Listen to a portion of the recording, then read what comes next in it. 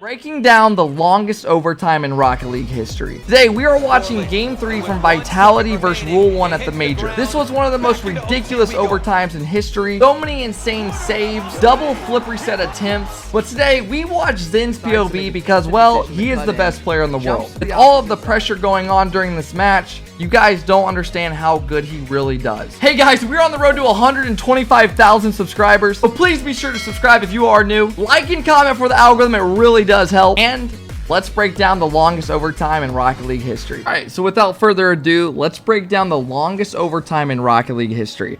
I feel like it makes the most sense to watch it from ZENs Pov because they did go on to win the Major, and they are the best team in the world right now, and he's the best player.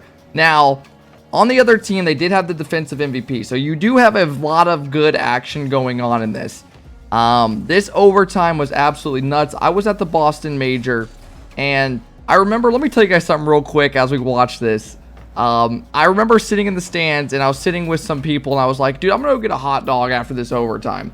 And this overtime ended up being so long to the point where I could have got a hot dog, waited in line, came back, ate it, threw it away, sat down, and still been here.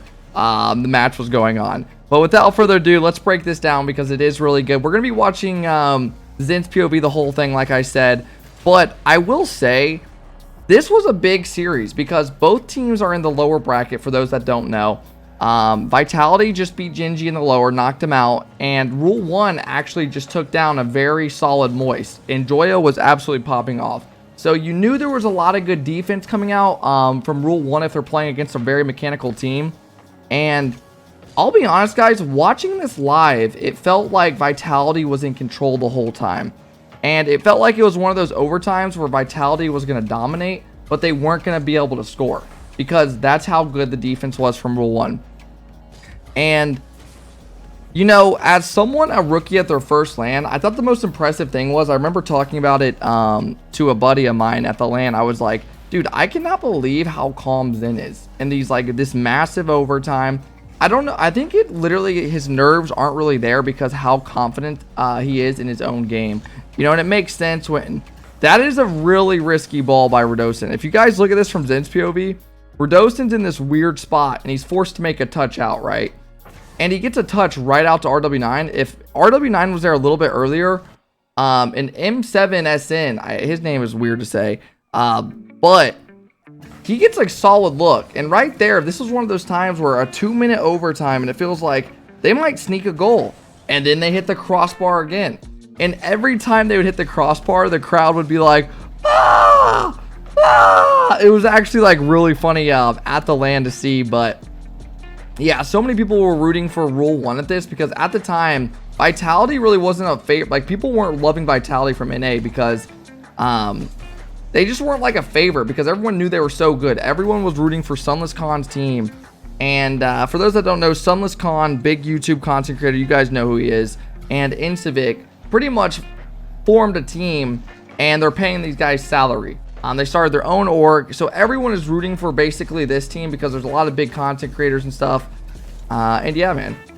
But yeah, breaking down this overtime, I want you guys to kind of focus on the roles of these players because from what I understand, it feels like Zen kind of plays a more passive role. He saves his boost. When he gets the time, he pops it up, he goes for a big play, and that's kind of how it works. Like, he always is trying to create something every time he gets the ball. It seems like Rizzo is always being annoying, cutting off balls, as you see here, trying to get demos, flying around the field, and then Alpha is just a menace. He's always flying around. He's making these weird touches, putting the other team in different spots. Like, challenges like this just catch you off guard. Flies from the back end, and it causes all this chaos. You see a double commit, a bump coming out, Rizzo forcing a challenge, and that's all because of the way Alpha plays. And I think why that is ridiculous to go for, by the way, in a overtime when the series is 2-0 right now. If you lose this, a lot could go. You know what I mean? A lot of momentum could switch. But as you can see, we're already 3 minutes in this overtime, and it feels like, for the most part, Vitality does have a lot of control of this game. You'll see them on offense, taking boosts, getting some bumps, and it seems like these guys were kind of getting a lot of good saves, and then they would randomly get like this good chance or two, right? As you can see earlier in this overtime, they already hit the crossbar a couple times. But I do think I do know I don't want to be that guy and just be, everyone just talks about Zen right now, but I feel like when you get a player of this level, you kind of have to take advantage of it, man, because how often are we going to get another player that comes along and the skill gap goes from here with the top players to Zen, right? It just seems like the way he plays is very smart. Even this, look, another awkward situation. Last man back, like I told you guys earlier, Zen gets left in some weird spots, and he's always the guy trying to like bail you out. He's holding his boost, trying to make the right play in the right situation. RW9 gets a flip reset here. I don't think he actually ended up getting it, but Zen notices it in a flash like that, and right when he notices it, he goes, oh, I got a challenge instantly. I can't let him get an opportunity. Cuts it off instantly, and you know, he's a big reason why they stayed alive in a lot of these games. You know, you really do see it when you break down these replays a bit. But his touches, man, look at this. Look at the way he's creating. You know what's weird? And I don't mean to throw shade at like any of the past players that were like the best in the world, but I remember back in the day watching, like, this is a couple seasons ago, right? Maybe a couple, like 4 years ago.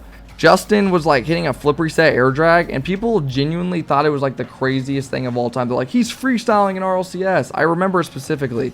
And now it's like the things players are doing now, or specifically I should say Zen on the regular, is just so scary, dude. Every touch, it feels like he's going to the ceiling, getting a reset. It's some big threat. Now you can see right here, okay, as I say that, Redosa makes an incredible play, but see what I'm talking about with these challenges with Alpha, guys? He goes for these weird balls that just catch the other team off guard. Look how far away he's jumping for the ball here. The average person's thinking like, dude, this is a terrible challenge. But I will say, at a LAN to be challenging and disrupting the play that much and having the confidence to hit this stuff is pretty impressive, you know. It just blows my mind. Zen, again, having great patience. And Vitality getting a passing play out of that. But yeah, let me know what you guys think of the role Zen plays on his team and why he shines so well. But I really think a big reason the top EU teams, correct me if I'm wrong, but obviously Worlds is going on right now, and this video is posted on a Wednesday, so you guys are going to be seeing it with Worlds starting up this coming week on Thursday, I believe.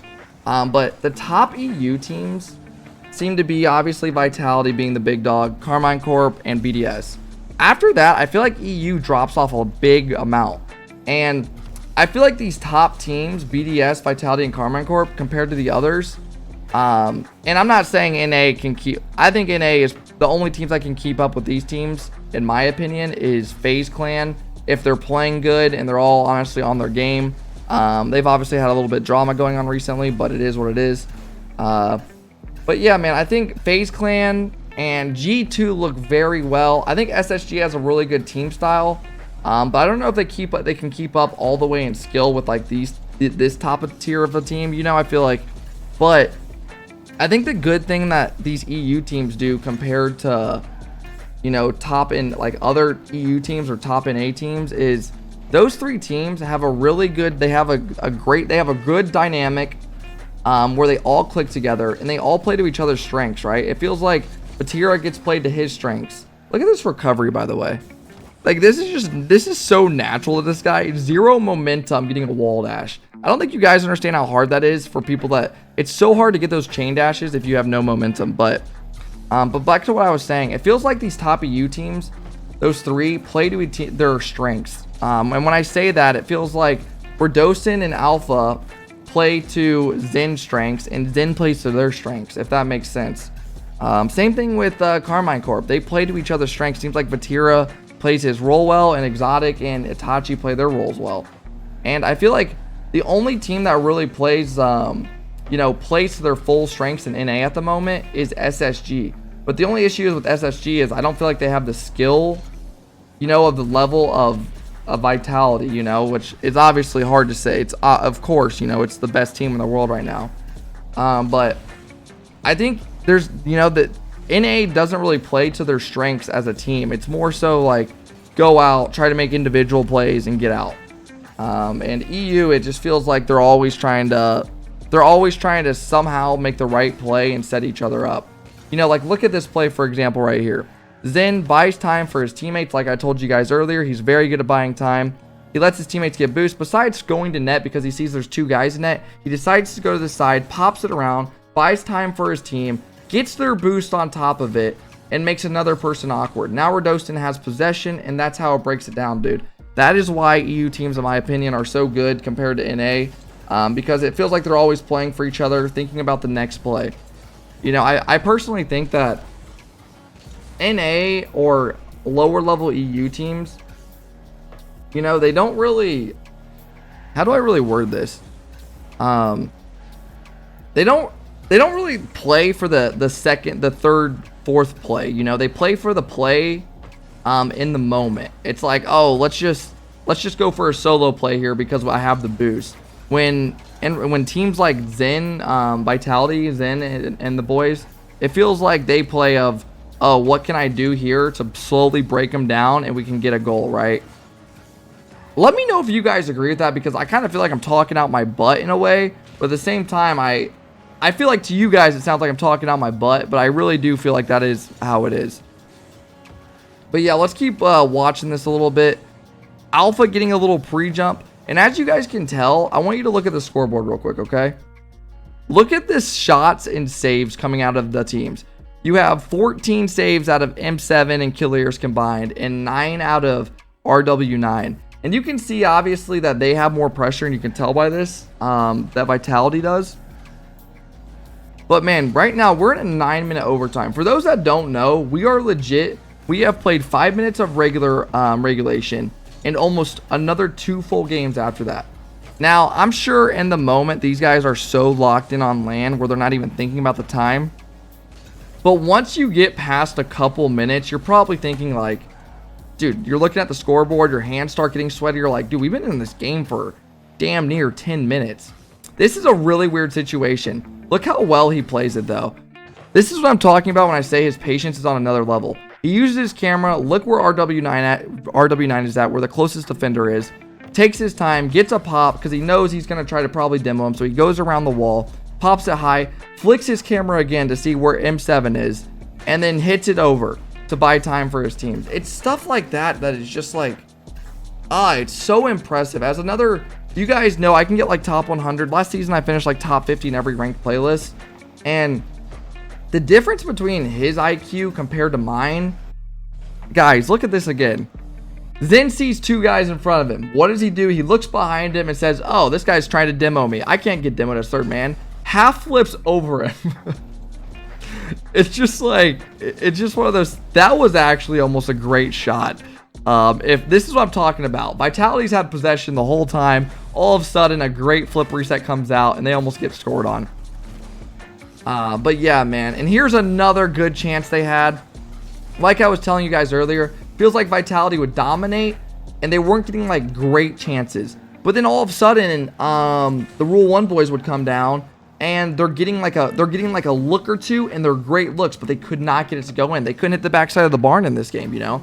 Every time they went for a shot, it just went the wrong way, it felt like. But yeah, let me know if you guys like these breakdown videos. And I can do like more players POVs and stuff. But I feel like since we did just have the longest overtime in Rocket League history, it only made sense. And of course, because, you know, these teams are so good, Vitality just won the major, I feel like it really just kind of made sense. But yeah, as you guys can tell here, we have played over 3 Rocket League games in one. The regulation and 5 minutes plus 5 minutes, so 3 games already. And you guys got to remember, they've already played 2 games before this. It's a best of 7. This is the lower semifinals, so this is to go to the lower finals, and the winner goes on to play Carmine Corp. Right here, Rodostin's in a terrible spot. If we watch this again, how does this kind of happen? I think this is the first thing Zen kind of does all overtime in a 15-minute game already, if you're counting regulation, where he makes a bad touch, and they honestly almost get scored on from it. But when you're in overtime this long, it's going to happen, mistakes. And realistically, this is a great play by Rodostin. He notices a guy is going for a bump on him, so he insta-rushes it. Great play. And Killiers isn't expecting. He probably hears in his comms, oh, my teammate's going for a bump. And it just doesn't come through, obviously. But yeah, so far, bro, I'm getting tired even talking for this long. Imagine these guys hard calming. This is actually an interesting play, and it's probably on purpose by Zen. He was probably looking for the drop down pass to the left, but noticed it was going to get cut off by M7. So he kind of hit it where they're all awkward. And right now he causes a triple commit with that, where 3 guys are kind of in the same area hesitating to go for it. But yeah, we're 11 minutes in, and this is where I think in the game when I was watching in person, yeah, the double, he goes for a double flip reset. Look, 1, 2. Okay, never mind. Dude, this guy is just, dude, it's just crazy because back then, like I was telling you guys earlier, when Justin would do 1 flip reset, people thought it was the nuttiest thing. And that was when people couldn't defend air drags or didn't know how to challenge a ball in the air. It felt like they only could jump, but they weren't really good at predicting and understanding where to play the challenges. Nowadays, every single person, that's a big mistake from Zen. That could have been bad. Yeah, I mean, oh my, yeah, that could have been very bad. So far in this whole overtime, I think Zen's made like maybe 2 mistakes that have been risky for the other team. But, you know, if we were watching the other players' POVs, they're probably making a lot more if I'm being realistic. Because I think he does play pretty dang flawless. Now, we are approaching 12 minutes in this overtime. And I believe the goal is about to come up. Zen gets a great dunk, and it leads to a goal. If we break this down now, let's see kind of how it all happens. Again, guys, look at the Alpha 54 challenges. This is what I'm talking about. Also, I want you guys to notice something that Zen does here. Alpha 54 gets off a great challenge off the ceiling. Zen right here notices his teammate. Alpha just took the boost. So the boost isn't going to be there, obviously. His teammate's already rotating back, so he decides to make an instant decision to cut in. Jumps to the opposite side to get the 100 boost. And guys, this is what a big thing that a lot of pros don't even do. That, like, when I was a pro, dude, I always wanted to go back for the back boost. And then on a 12-minute overtime, cuts in, makes a great play, gets a great dunk. M7 gets a crazy weird clear. You know, it's a tough one. And Radosin gets a great shot because he had boost, because he went back for the boost, because then decided to push up quick. And that is the breakdown of this overtime. And if we look at the overall scoreboard, you see Zen with 1,000 points, Radosin with 1,000 points, Alpha with 700 plus points, and the whole Rule 1 team with 1,100 points pretty much. If you guys enjoyed this video and want more of these, let me know in the comments of what type of videos or what breakdowns you guys want, because I enjoy doing these. And as always, guys, this was an incredible game. Thank you for watching. Peace, peace. Have a good one.